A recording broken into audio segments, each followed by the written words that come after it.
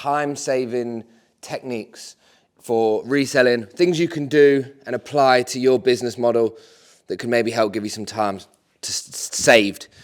Why is time saved important? It just means you can do everything else that you need to do. So I'll give you a bit of backstory. My name's Spencer. This used to be Gully Garms, and now it's a slightly different version of that. I've had to change routes due to many things that I explain in the other videos if you want to check them out. And I'm just here now being a live stream seller, but also I kind of want to just get into YouTube, get into building content, and I guess just educating people on what I've learned. And if something serves you well and you can use it to help benefit yourself, then that's a good outcome for me. So I want to use this video to just talk about time-saving techniques. Now, when most people start vintage, and I know I say this on a lot of videos, when most people start, can I just disclaimer that when most people that I have been sort of familiarized with or seen, when I've seen them start, this is what most people do where I think that they kind of trip up. So one of the main points would be people don't really think about all the processes that you have to do. So I don't know if you are working on small margins. Maybe you're watching this just to wait to see if something sparks your interest, or maybe you already have a store with 10 items, 20 items, however it is.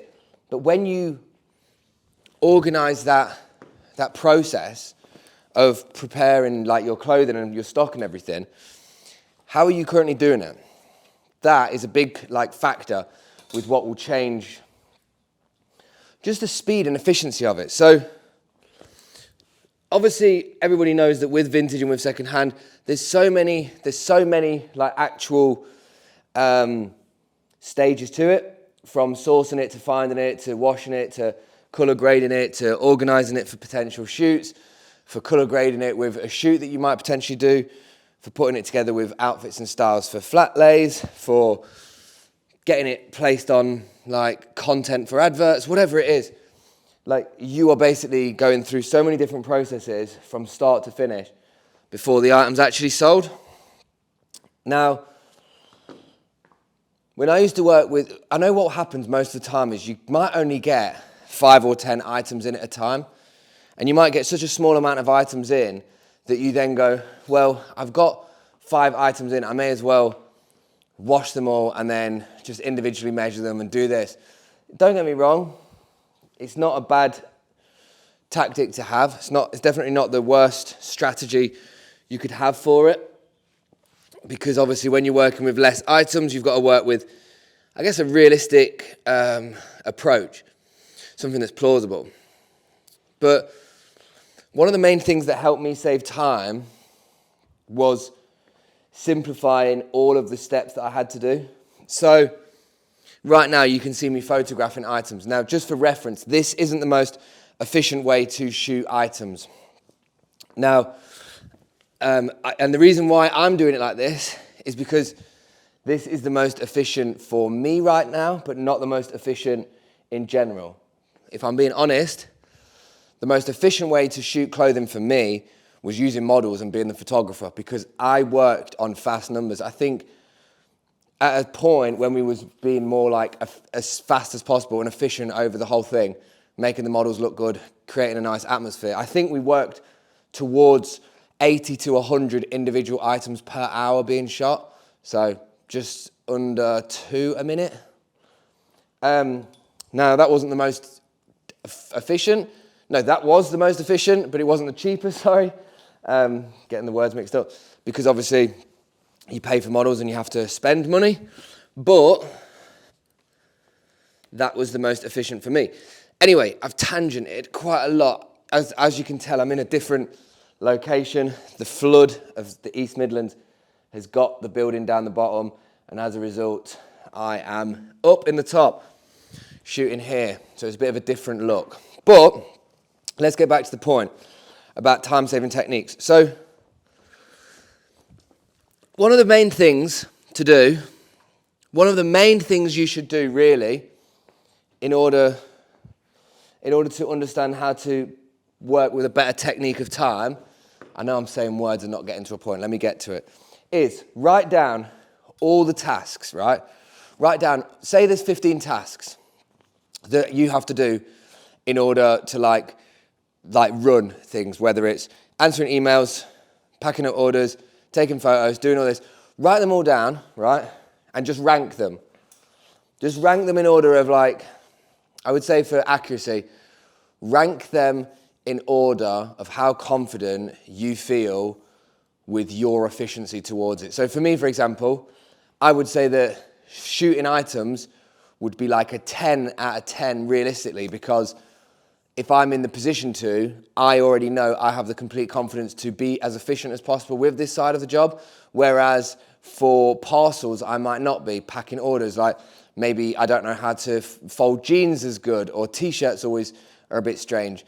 The reason why it's important to rank yourself based on all the areas is because you need to get a drone shot into your mind of all the tasks that you have to do that you're responsible for, and just look at them and assess them. Sit with them for a minute and kind of go, right, let me look at all these tasks. So you probably know, for example, that I don't do the orders, but I'm always photographing all the items, because also another thing you have to consider is that if you're in a position to delegate jobs to other people, that allows you to be more efficient at the things you can do.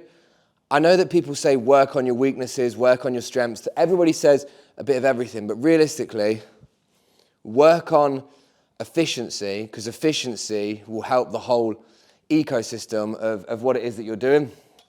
So when I want to get back to thinking of ways to save time, I would say that understanding that, like genuinely understanding exactly, because you might think in your head, oh yeah, I'm rubbish at that, I'm really good at that.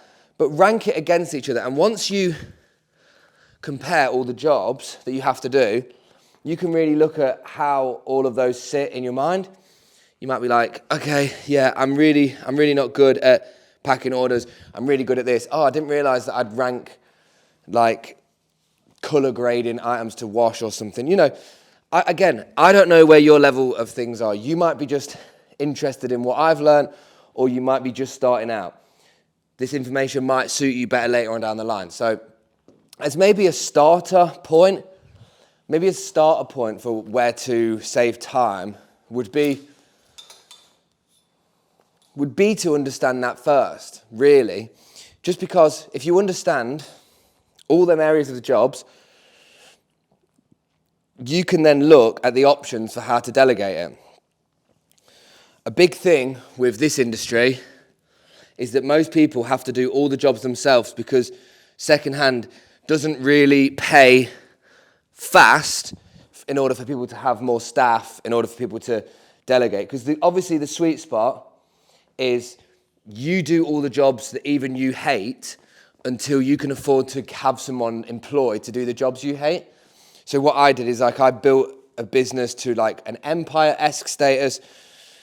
I basically funneled in and homed in on all the things that I love doing while still having to do everything. But the minute I was in a position to take on somebody, I did. And they did all the jobs that I didn't want to do. Because not doing what I don't want to do basically means that I'm putting my intentions into a job that I do want to do, which means that if I've got the right intentions, I'm going to have just a better connection with the efficiency of it. Spencer, this video this time has been a lot of jibber jabber, a whole lot of yapping. People have been putting yapping on the comments on TikTok, so shout out to you lot. The issue with these points, right, is I just pick them out of a hat, and then when I pick it out, I'll go, right, how do I articulate this topic? So this point right now, it just says, do this today, save time forever. So some things that you could do today that would save time forever would legitimately be understanding exactly where you sit on all these individual tasks. Just by that process of understanding where you sit with all the tasks will just allow you to go forward with a better conviction on the tasks that you know you can do. I think that everybody should realistically do a bit of everything, I think that that's the only way it works out. With secondhand, if you haven't done every single job in this industry before you have to employ somebody to do something you don't like, then I don't know. I don't know how that works, because you have to basically run with everything as much as possible on your own. Yeah, this one's a hard one.